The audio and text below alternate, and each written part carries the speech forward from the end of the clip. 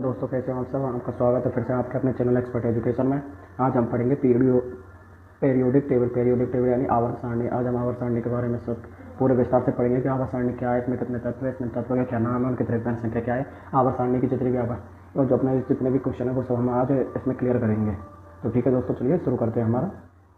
देखिए दोस्तों, यहाँ में आवर्त सारणी का ये हमारी जो सारणी है लिख रही है। अगर आपको ये आवर्त सारणी है ये हमारे आपके सामने दिख रही है। इसमें है ना 1 से और 118 तक तत्व है। जैसे जो हमें 101 जो फर्स्ट नंबर का तत्व वो हाइड्रोजन है, जो सभी को ज्ञात है। और जो जो फर्स्ट नंबर का तत्व वो हाइड्रोजन है, और जो लास्ट नंबर का तत्व है वो UO है। ठीक है, तो ये हमारी। चलो दोस्तों, आज तक जितने भी हमारे तत्व ज्ञात है 118 तत्व है। इन 118 तत्वों ज्ञात है और उनके गुणों के आधार पर, किन के गुणों के आधार पर, तत्वों के गुणों के आधार पर सभी तत्वों को क्रम में व्यवस्थित किया जाता है। यानी जितने भी तत्वों को क्रम में व्यवस्थित किया जाता है, और जो क्रम में व्यवस्थित किया गया है उसे आवर्त सारणी के रूप में जाना जाता है। ठीक है दोस्तों, जर्मन वैज्ञानिक जोहान वोल्फगैंग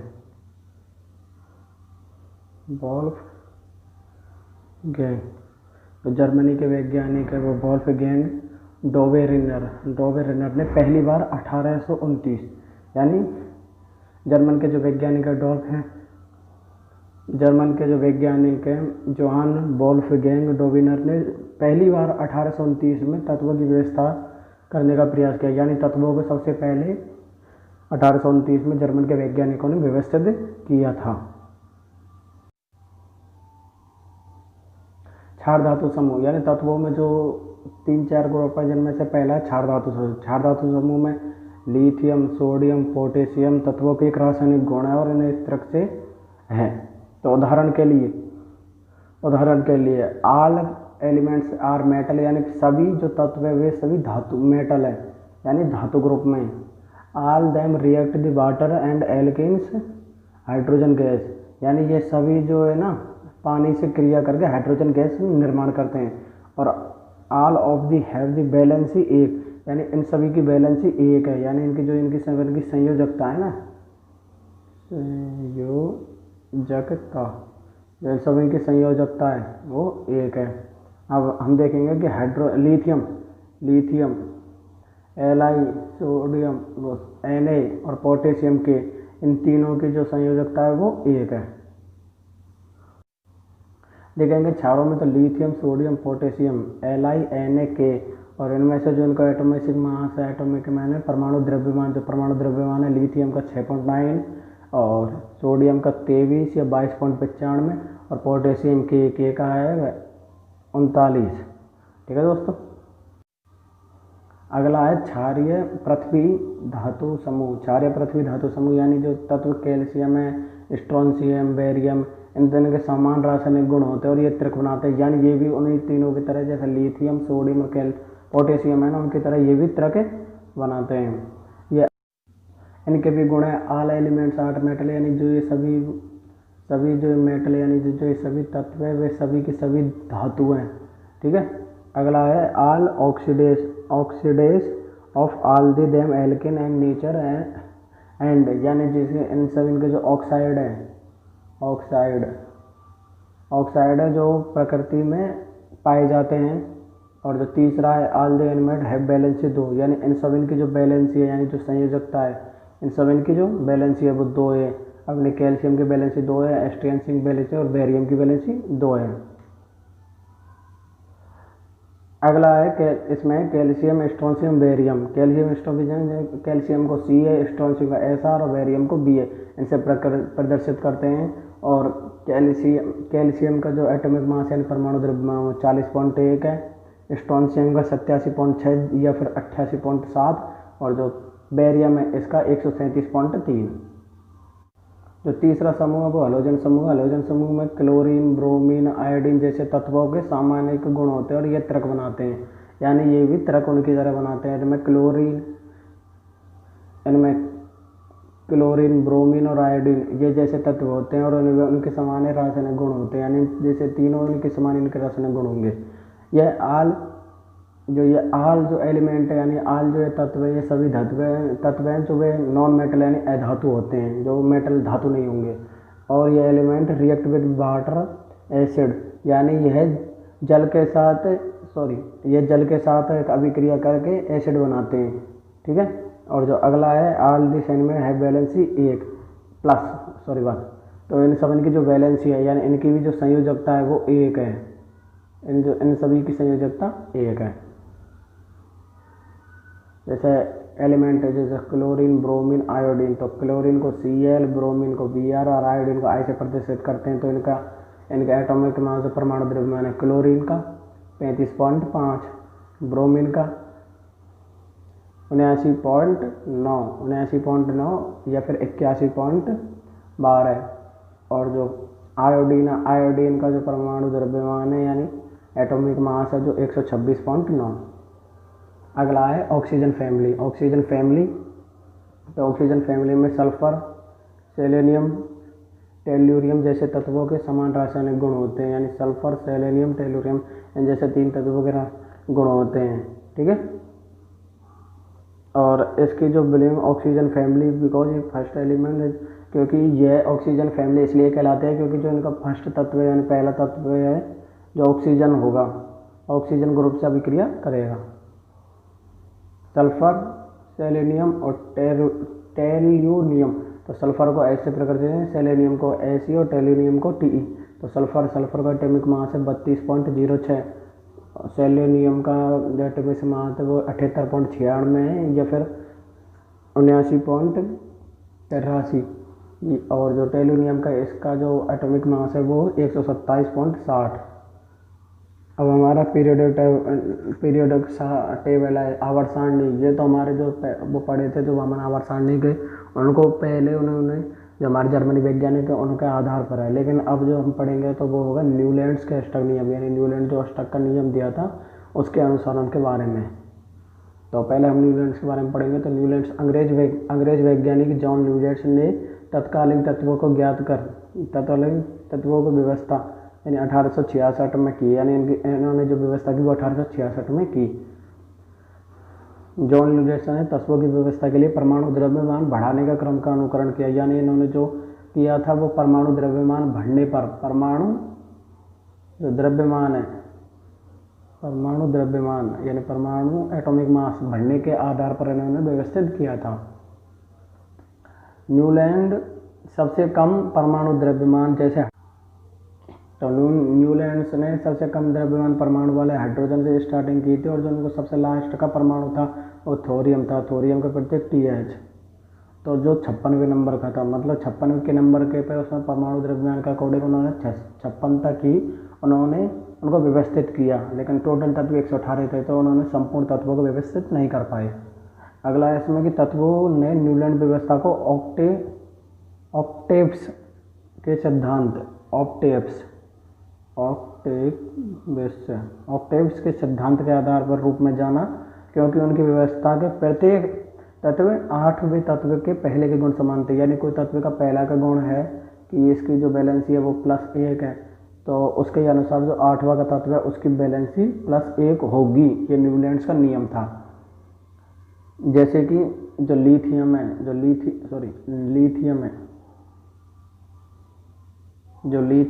लिथियम के अगर लिथियम और जो सोडियम जैसे ये 2 तत्व हैं तो इन दोनों के जो गुण है ना वो समान पाए गए थे। अगला न्यूलैंड्स ने इसकी तुलना संगीत में पाए जाने वाले अष्टक के साथ की, यानी जो संगीत में जो अष्टक पाए जाते हैं जैसे ये 7 स्वर है तो जैसे सारे गामा पादानी, तो ये जो सारे गामा पादानी ये सा है तो इसके अकॉर्डिंग है, जैसे कि ये जो सारे गामा है तो इसमें जो सा है ना वो फर्स्ट नंबर का वही 8वें नंबर पे दोबारा से सा आ जाता है। हालांकि पश्चिम में संगीत क्रम मतलब जो पश्चिम है जैसे भारतीय संगीत है जो नॉर्मल है वैसे तो सारे गामा पाए, लेकिन पश्चिमी साइड में इसको डू री MI फे सो ला टी और टी के बाद दोबारा डू आ जाता है, ठीक है। जो इसके अलावा इसके अलावा कुछ तत्वों को उनकी तालिका में फिट करने के लिए न्यूलैंड्स ने 2 तत्वों को एक ही सेल में रखा। यानी जो न्यूलैंड्स है उन्होंने 2 तत्व, किन्हीं 2 तत्व जैसे कि हम ले लेते हैं, किन्हीं 2 तत्व जैसे हाइड्रोजन और नियोन, तो इन दोनों तत्वों को उन्होंने एक ही उसमें रखा। ये समझाने के लिए इन्होंने हमको नहीं लिया था, तो उन्होंने एक ही सेल में रखा, तो जिसमें कोबाल्ट और निकल एक ही सेल में रखा। लेकिन यह तकनीक काम नहीं करती थी क्योंकि उनके पास अलग अलग गुण थे। अब उन्होंने जो ये ट्राई किया तो उसमें देखा कि उन्होंने नियम तो उनका यह था कि जो पहला तत्व है वो 8वें तत्व के गुण से मेल खाता है, लेकिन उन्होंने जो एक ही सेल में रखा वो कोबाल्ट और निकल Ni को रख दिया, लेकिन इन दोनों के जो गुण वे समान नहीं थे, तो उनका जो नियम था वो विखंडित हो गया इसमें। फिर उन्होंने बढ़ा, हालांकि ऑक्टेव के नियम की सीमा थी कि जैसा तत्व कैल्शियम पर लागू होता है और कैल्शियम के बाद हर 8वें तत्व के समान गुण नहीं थे। जो ऑक्टेव का नियम उन्होंने ये दिया था कि जो लास्ट का नियम होगा वो कैल्शियम पर लागू होगा, यानी जो लास्ट का नियम होगा वो कैल्शियम पर लागू होगा, उसके अलावा वो किसी पर लागू नहीं हो सकता। ठीक है। न्यूलैंड के जो उन्होंने तत्व व्यवस्थित किए थे जो वो थे hydrogen, lithium, beryllium, boron, carbon, nitrogen, oxygen. इसके अनुसार उन्होंने लास्ट का जो तत्व है वो थोरियम ये व्यवस्थित किया था। अगर आपको चाहिए तो यहाँ पे इसका स्क्रीनशॉट भी ले सकते हैं आपके याद करने के लिए। ठीक है।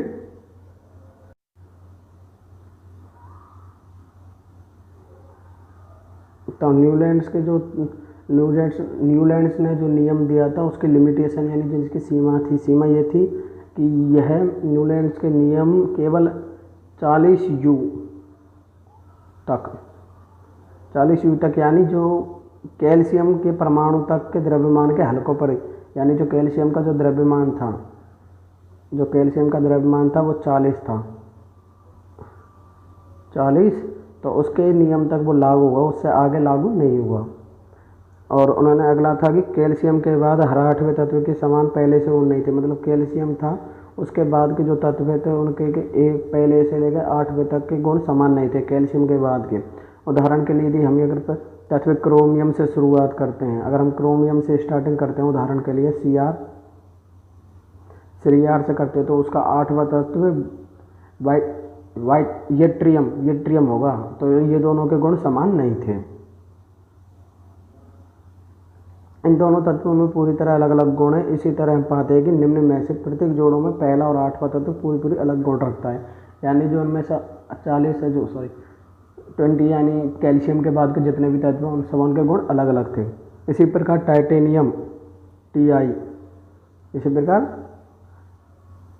टाइटेनियम Ti, तो Ti इंडियम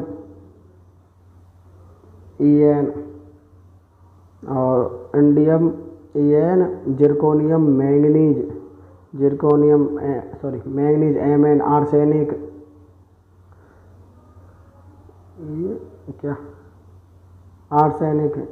As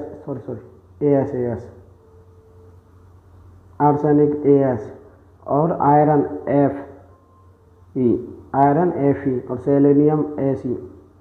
तो इनके जो गुण थे वो अलग अलग थे, मतलब कि जो न्यूलैंड्स के जो नियम थे वो इन पर बिल्कुल कार्य नहीं कर रहे थे। ठीक है। फिर इसके बाद जब न्यूलैंड्स ने अनुमान लगाया, और न्यूलैंड्स ने यह अनुमान लगाया था कि प्रकृति में केवल 56 तत्व मौजूद थे, कि न्यूलैंड्स के समय में सिर्फ 56 तत्व ही मौजूद थे और भविष्य में कोई नया तत्व नहीं खोजा जाएगा। न्यूलैंड्स ने यह सोचा था कि 56 के अलावा कोई एक्स्ट्रा तत्व नहीं खोजा जाएगा, लेकिन जब बाद में नए तत्वों की खोज हुई, यानी विशेष तत्वों की खोज हुई, जो हमारे टोटल 118 तत्व हैं, इन सभी बचे कुछ सभी तत्वों की खोज गई 56 के बाद में, तो जो उनका जो नियम था जो यानी जो गुण था वो सप्तक का नियम वो बचे कुछ 118 में से 56 तत्वों पर तो फिट हुआ, लेकिन उनके अलावा किसी तत्वों पर फिट नहीं हुआ उनका ये नियम। अगला है कि तत्वों को अपने में फिटर करने के लिए न्यूलैंड्स ने केवल 2 ही तत्वों को एक ही स्लॉट में रखा, बल्कि कुछ ही तत्वों को एक कॉलम में रखा, यानी जो उन्होंने तत्वों को रखा वो अलग अलग रखा। जैसे उदाहरण के लिए जैसे कोबाल्ट है, तो कोबाल्ट और निकल को तो एक ही स्लॉट यानी एक ही भाग में रख दिया, लेकिन उन्होंने इसी स्तंभ को में जैसे फ्लोरीन है तो फ्लोरीन, क्लोरीन और ब्रोमीन, तो ये इनको भी इन्होंने एक ही स्लॉट में रख दिया, लेकिन जबकि इनके गुण अलग अलग थे। अगला कमी ये थी कि दूसरी ओर लोहे, तो यानी Fe आयरन, जैसे Fe के गुण कोबाल्ट और निकल जैसा दिखता था, लेकिन उन्होंने बहुत दूर रखा गया। यानी जो उनके जो उनका कोबाल्ट है ना, कोबाल्ट C और Ni उन्होंने एक साथ रखे, इनमें इनका Fe यानी आयरन के भी गुण सेम थे, लेकिन उन्होंने इसको दूर रखा। और अगला है इसमें चौथे नंबर का ये कि इसी तरह CeLa को Cr और Y के समान कॉलम में एक ही स्लॉट पर रखा। हालांकि उनकी संपत्तियाँ Cr और Y के उनके लोगों से अलग थी।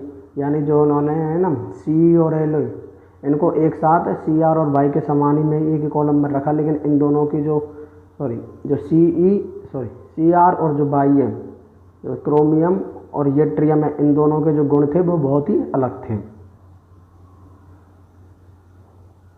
अगला है जो पांचवी कमी थी, नोबेल गैसों को तब तक ज्ञात